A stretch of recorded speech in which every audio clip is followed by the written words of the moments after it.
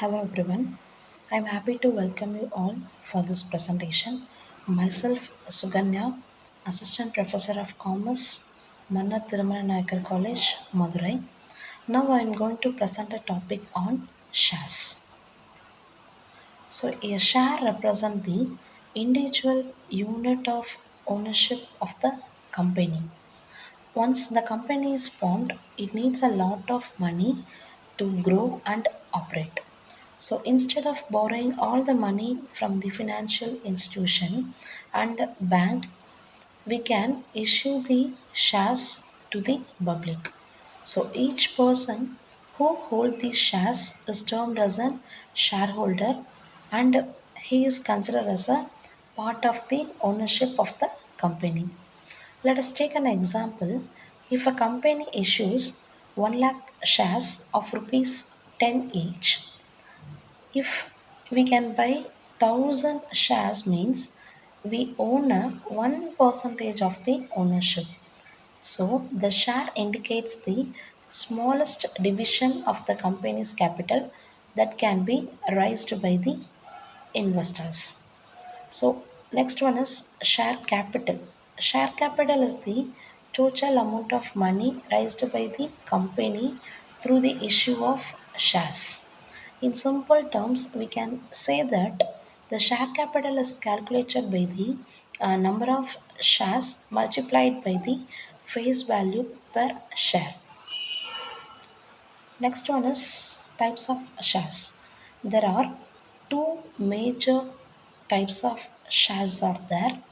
Number one is equity shares. Equity share is otherwise termed as an ordinary shares. Equity share represent the ownership of the company. The holder of equity shares are called as real owners who have the voting rights and share in the company's profit. The second one is preference shares. So the preference shares gives the shareholders a preferential right over equity shareholders in two aspects. Number one, repayment of capital in case of winding up. The second one is receiving dividend at a fixed rate before the equity shareholders. Next one is types of equity shares. Number one, right shares. So the right shares are issued to the existing shareholder at a discounted price. This is done if the company wants to raise additional capital without inviting the new investors. The main purpose of issuing this kind of equity shares is to raise the additional fund for expansion and repayment of debt as well as to reward the loyal customers. Number two, bonus shares. Bonus shares are free shares issued by the company to the existing shareholder out of the accumulated profit and resource.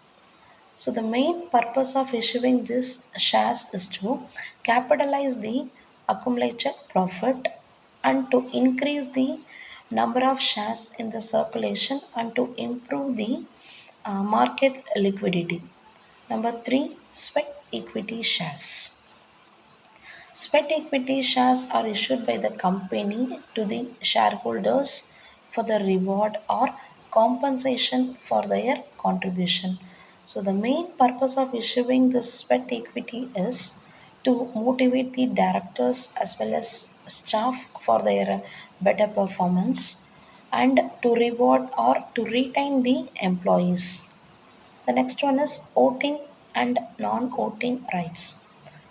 So the equity shareholders generally have the voting rights that allows to participate in the company's decision making also. However, some companies also issue the limited voting shares or non-voting shares. The next one is types of preference shares. As we already know that preference shares are the type of shares that gives the preferential rights over equity shareholders. The first type of preference shares is cumulative shares.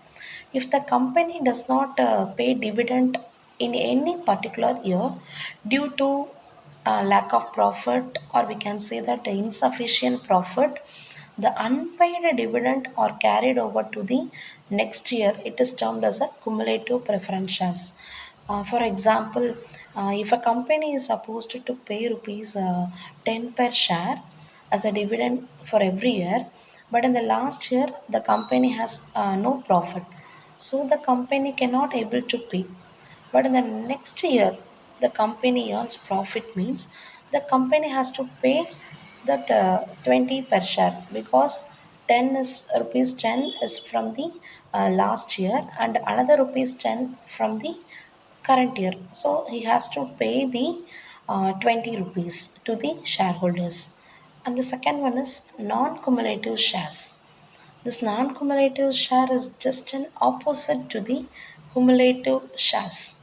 Hence, here there is no accumulation of unpaid dividend, so the shareholder cannot claim it in a later period.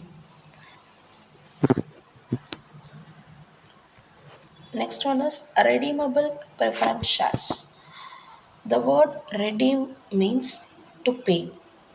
So here the company can repay the amount to the shareholder after a fixed period. Next one is irredeemable. Irredeemable means not repayable.